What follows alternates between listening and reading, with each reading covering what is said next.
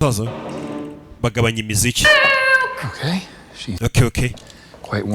yarakaye mutuze. ntihagire uvuga icyo turi guhiga mpaka ninjye ubyivugiye.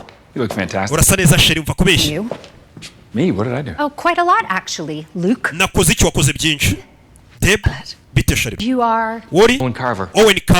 I do the money. ngiye cyo nkora n'ibijyanye n'amafaranga yo kuba. Me why I am now unemployed. mbwira impamvu mwanyirukanishije ku kazi ubu nirukanwe. gute musaza waza kukaza kiba bahise bamwirukana. mubwire. We're looking for the fountain of youth. turi gushaka fountain of youth cyangwa se ni umugezi w'ubuto.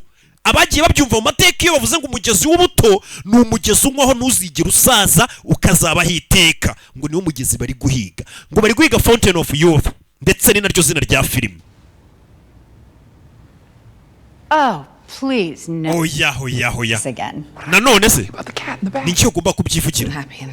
And you're paying for this. niwe wishyura ngo bagushakire. yego, uyu mugabo niwe mukire uri kwishyura ngo bamufashe gushaka uwo mugezi w'ubuto. Your motivation being more. ni ukuvuga ngo icyo ukeneye kuri uwo mugezi ni ukugira imbaraga n'amafaranga menshi. Spectacular face cream. I'm dying.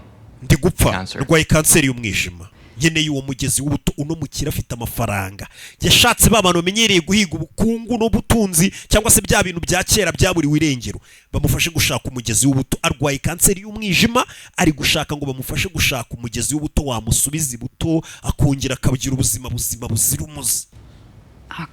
birababaje. If the fountain restores youth and health, maybe it can save me. nimba uwo mugezi ko gusubiza umuntu ubuto n'ubutunzi n'ubuzima bwiza wanabara. pana ubutunzi ubuzima bwiza. Luke, kino kibazo tugomba kukiganira twenyine pana hano. tukiganirire hano. So my brother has sold you on me. musaza wanjye yaguhaye igitekerezo ngo mugiye gushaka ngo ji cyangwa umugezi. I sold him. icyo gitekerezo ninjye waje kukimuzanira ahubwo ngo mfashe dushaka uwo mugezi.